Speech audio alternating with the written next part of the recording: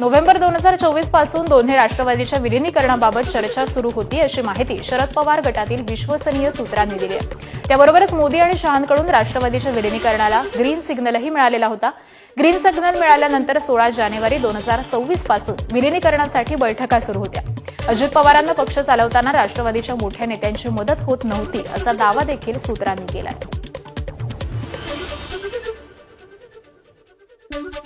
November 2024च्या हिवाळी अधिवेशनापासून चर्चा सुरू।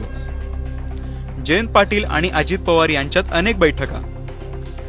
5 ऑक्टोबर 2025 रोजी अहिल्यानगरमधील सभेत अजितदादांची अमित शहांसोबत चर्चा।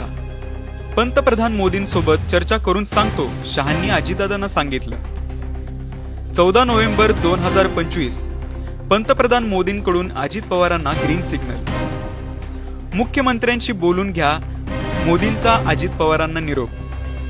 मी वरच्या नेत्यांशी बोलतो, मुख्यमंत्री फडणवीसांकडून दादांना संदेश। वरिष्ठ नेत्यांकडून होकार आल्याची मुख्यमंत्री फडणवीसांची दादांना माहिती। सर्वांशी चर्चा केल्यानंतर मुख्यमंत्री फडणवीसांकडून ग्रीन सिग्नल।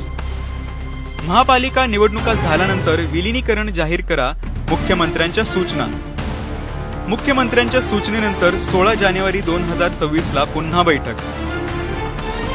16 जानेवारीला अजित पवार, रोहित पवार, हर्षवर्धन पाटील, अमोल कोल्हे, सुप्रिया सुळे, जयंत पाटील यांच्यात बैठक। 16 जानेवारीलाच मुंबईत अजित पवार, सुनील तटकरे आणि सुप्रिया सुळेंची बैठक।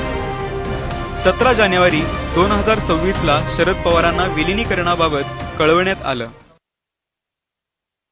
दरम्यान कृषी प्रदर्शनासाठी सर्व नेते हे एकत्र